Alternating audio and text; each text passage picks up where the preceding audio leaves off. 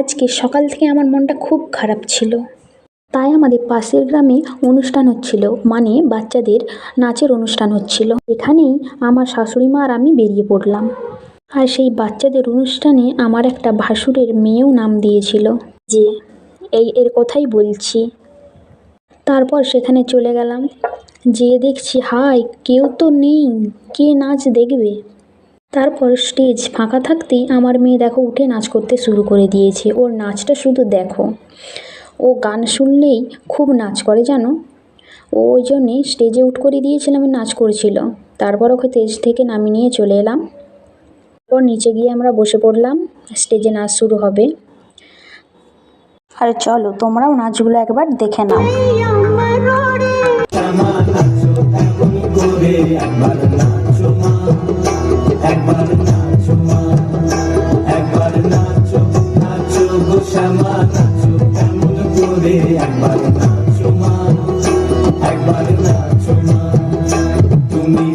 আর এই যে একটি লোক, যার নাকি গান আর নাচ কিছুই পছন্দ হচ্ছিল না, আর সেই দিয়েই আমার মেয়ে সেই লোকটার দিকেই তাকিয়েছিল।